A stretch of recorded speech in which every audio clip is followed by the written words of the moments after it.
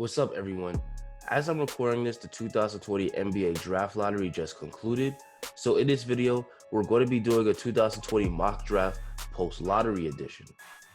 But before we continue, if you like videos like this, please like and subscribe as your support helps me to make more dope content. Now let's continue. With the number one pick, the Timberwolves will select Anthony Edwards.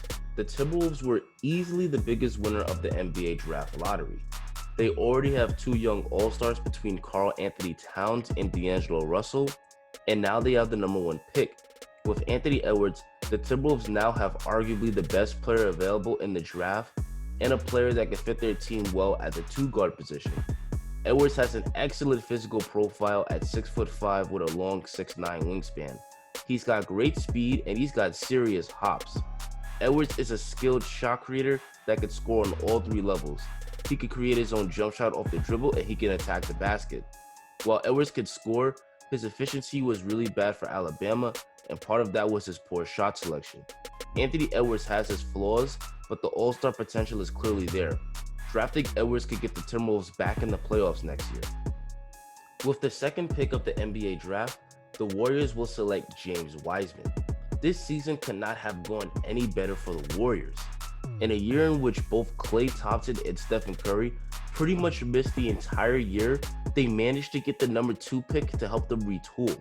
With James Wiseman, the Warriors addressed the only position on the team that was weak, and that's the center position. Wiseman brings elite size and athleticism. He's 7'1" with a long 7'5" wingspan, and he's agile and has a high vertical.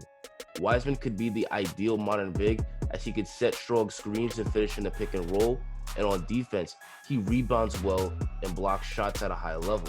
Next year, when the Warriors have Wiseman along with Steph Curry, Klay Thompson, and Draymond Green, they'll likely be contenders again. With the third pick, the Charlotte Hornets will select LaMelo Ball. The Hornets are already pretty good at the point guard position between Terry Rozier and Devontae Graham, but LaMelo Ball's upside is simply too high for them to pass up. The Hornets are getting arguably the most talented player in the draft here. Ball is a 6'8" point guard with ball handling and finishing skills and elite passing ability. He needs to work on his jumper and improve his effort on defense, but the superstar potential is clearly there. In order to make this work, the Hornets will likely have to move LaMelo Ball to the 2 next to Devontae Graham at the 1 and make Terry Rozier a 6-man. With the number 4 pick, the Bulls will select Killian Hayes. The Chicago Bulls season was filled with turmoil in large part due to injuries. Zach LaVine had an all-star caliber year, but they finished just 11th in the East. With Killian Hayes, the Bulls addressed their point guard position where they're very needy. Yes, Kobe White was good, but he's a score-first point guard and is probably best as a 6-man. The Bulls need a playmaker in their starting lineup. Killian Hayes is the best playmaking guard in this draft after LaMelo Ball. He could attack the basket, finish around the hoop really well, and he's a good team defender. The main area that Hayes needs to fix is his jump shot, but the 90% he shot at the free throw line in France suggests his shooting will get better. This is an excellent pick for the Bulls at number 4.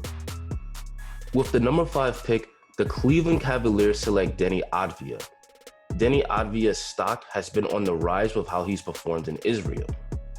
Before his season ended, Denny's team won the Israel League Championship, and he won the MVP award, becoming the youngest MVP in the history of the league. With Denny, the Cavs are getting a 6'9" forward who can do a lot of things very well. He's a good defender, he's a good passer, and Denny has become a good creator off the dribble. Advil likely won't ever be a star at the NBA level, but he's a huge competitor that's going to be a quality player that will help teams win for years. With the number 6 pick, the Hawks will select Isaac Okoro. The Hawks are a unique team in the lottery because they already have a franchise cornerstone to build around in Trae Young. They also have intriguing young players around him in Jason Collins and Kevin Huerter. The problem with this young core is that they're all poor defenders. DeAndre Hunter is good on defense, but they need more great defenders. Isaac Okoro has the potential to be a great two-way player at the NBA level. He's extremely athletic, and he has good size at 6'6" with a 6'9" wingspan. Okoro is an excellent defender, both on and off the ball. On offense, Okoro is a great slasher, but his outside shot is very poor. With this pick, The Hawks are getting a high upside prospect who is potentially a great fit alongside their defensively challenged franchise player. With the number 7 pick, the Pistons select Obi Toppin. With this pick, the Pistons are getting the most skilled big man in this draft on the offensive end. The Pistons will try to keep Christian Wood, but Wood was thriving in the second half of the year at the center position. Toppin could fit right next to him at power forward. Toppin is a versatile big man that can score in the post, pass the ball really well, and stretch the defense with his three-point shot. He was leading Dayton to the best record in college basketball right before the year ended. This is a great piece to add to the Pistons' rebuild. With the 8th pick, the Knicks will select Kira Lewis Jr. On draft lottery night, it felt like the Knicks couldn't catch a break. After a season of losing, the Knicks only ended up with the number 8 pick, which crushed their dreams of getting LaMelo Ball. I'm projecting that the Knicks will still get their point guard of the future at pick number 8 by selecting Kira Lewis Jr. out of Alabama. Kira had a great sophomore year for Alabama, averaging 18 points and 5 assists a game on good shooting splits. He's an extremely fast point guard that can finish at the rim very well. He's got that De'Aaron Fox-like speed where he gets up the court on the fast break really fast to create a shot for himself or others.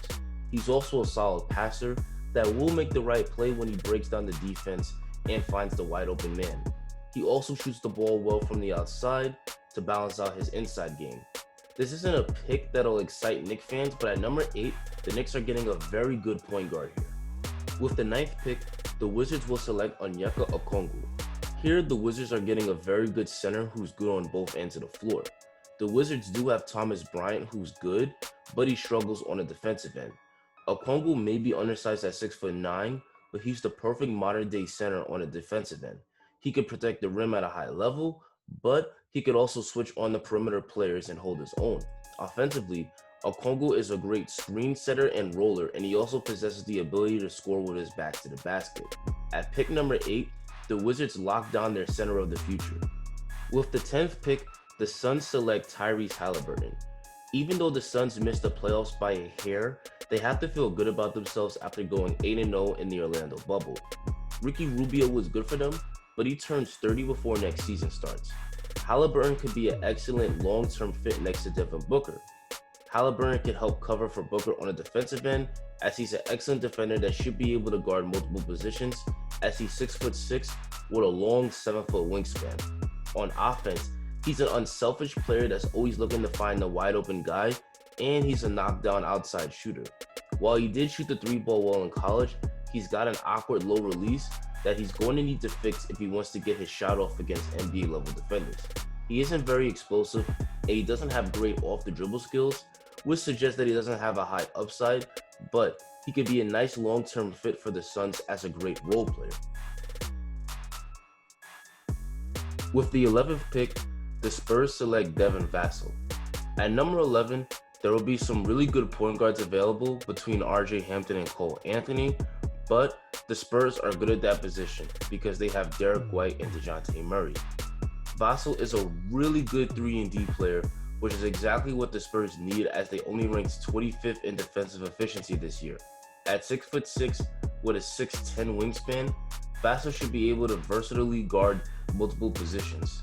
He shot over 40% from 3 in both his years at Florida State, and he has an awkward but quick high release. The Spurs are getting a nice role player here at number 11.